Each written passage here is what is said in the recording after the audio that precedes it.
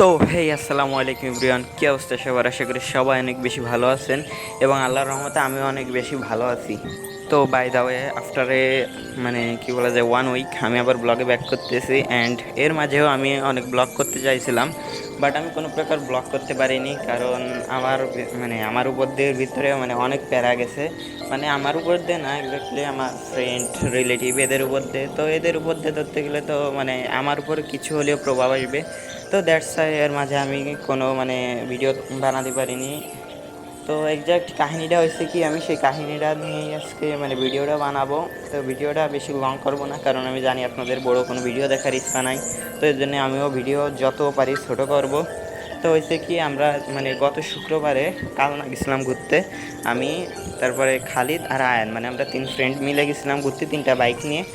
তো আয়ান নিয়ে গেছিলো আয়ানের সিটি 100, অ্যান্ড খালিদের যে ডাবল ডিক্স আছে ওইটা নিয়ে গেছিলো। তো আমরা ওইখান থেকে পরে আবার ব্যাক করছি, ওইখান দিয়ে একটু কয়েকটা রাউন্ড দিছি অ্যান্ড আমরা একটু ঘোরাফেরা করছি।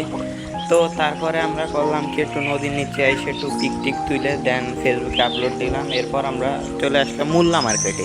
ধগড়া মোল্লা মার্কেটে আসার পরে হলো কি, আমাদের ওইখানে যে খালিদের যে পালসারটা আছে ওইটার আমরা ঘড়ি ঠিক করতে গেছিলাম। ঘড়ি ঠিক করে বাইরে এসে দেখি যে খালিদের পালসারের নাম্বার প্লেট নাই, পিছনে নাম্বার প্লেট চুরি হয়ে গেছে। তো পরের দিন আবার খালিদ কীভাবে কী করা যায়, কীভাবে নাম্বার প্লেট উঠানো যায় বা কী দেখি, সব কিছু ইউটিউব থেকে বিভিন্ন ভিডিও দেখলো বা বিভিন্ন ওয়েতে ও চেষ্টা করলো, বাট ওর কোনো সেরকম কিছু আসলো না। ঠিক সেই সময় আমি, খালিদ, আয়ান, আমরা 4-5 জন এক জায়গায় বসে রয়েছি। সেই সময় একজন লোক ফোন করছে।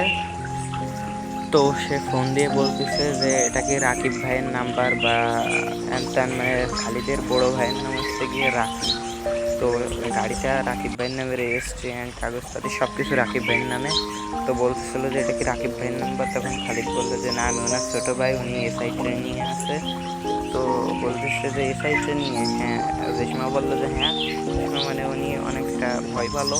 তো আমার কাছে মনে হচ্ছিলো যে এটা ফেক, আবার আমি তো কিছুই করতে পারতেছি না। তো তখন উনি বললো যে হোয়াটসঅ্যাপ নাম্বার দাও, আমি তোমাকে একটা পিক পাঠাচ্ছি। তো হোয়াটসঅ্যাপ নাম্বার দিলাম। দেন উনি যে নাম্বার প্লেটটা হারাই গেছে, নাম্বার প্লেটটা একটা পিক পাঠালো। পিক পাঠায়ে দেন বললো যে তোমরা বাইক কেমনে চালাও, কত জোরে চালাও, 80-90 মোল্লা মার্কেটে বাইক জোরে চালাও, তোমাদের নাম্বার প্লেট খুলে পড়ে গেছে, তোমরা টের পাও না, এত জোরে তোমরা বাইক চালাও। তো আসলে আমরা বলবো যে না, একটু আমাদের বাইকে গতি ছিল, যেহেতু সেদিন ফ্রাইডে ছিল, একটু বাইকে গতি ছিল, বাট বাইকের গতি অতটাও বেশি ছিল না যে নাম্বার প্লেট খুলে পড়ে যাবে।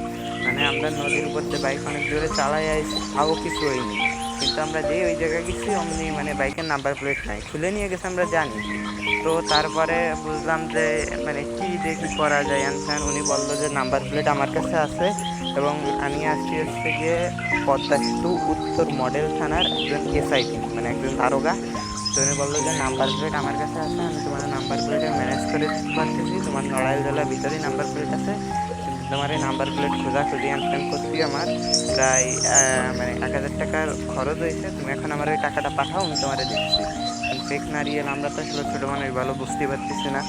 তো আমরা তখন করলাম কি, আমাদের যে লোহাগড়া থানা আছে, থানায় গেলাম, যে ডিউটি অফিসার আছে। তো ওনার সঙ্গে কথা বললাম। উনি বললো যে মনে হয় এটা ফেক, আবার রিয়েলও হতে পারে, বলা যায় না। তুমি এক কাজ করো, ওনাকে ফোন করে বলো যে ভাই, তুমি যদি আমাকে হাতে হাতে ওই নাম্বার প্লেটটা দিয়ে টাকা নিতে চাও, তো তাহলে আমি সেটা দিতে পারি। তো ওনারা ফোন দিলাম, দিয়ে দেন ওইটা বললাম। তো বলার পর উনি রাজি হয়ে গেল, বললো যে বুঝতে পারছেন তোমরা স্টুডেন্ট মানুষ, অনেক সচেতন। তো তারপরে উনি বললো যে লোহাগড়া মোল্লা মার্কেটে চলে যাও। তো যার পরে যে সবুজ টেলিকম নাম করে একটা দোকান, তো উনি এই নাম্বার প্লেট পাইছে কীভাবে আল্লাহ জানে। তো উনি নাম্বার প্লেট দিল, দিয়ে বললো যে দারোগারে ফোন দিয়ে বলো নাম্বার প্লেট পেয়ে গেছি। তো নাম্বার প্লেট পাচ্ছি, যে আমরা বাইকের তেলে গেছি। তো যায় বাইরে যেয়ে বললাম যে ভাই নাম্বার প্লেট পাইছি, বলছে যে আচ্ছা নাম্বার প্লেট পাইছি, এখন আমাদের টাকা দাও। তো এখন কী করার, বাইরে তো কথা দিচ্ছিলাম যে টাকা দেবো। তো দ্যাটস ওয়াই টাকা দিয়ে দিলাম। অ্যান্ড নাম্বার প্লেট এভাবে বর্তমান চুরি করেও মানুষ ইনকাম করতেছে। আমি জানি না যে আল্লাহ বাঁচায় রাখছে, দুনিয়াতে আরও কত কিছু দেখবো।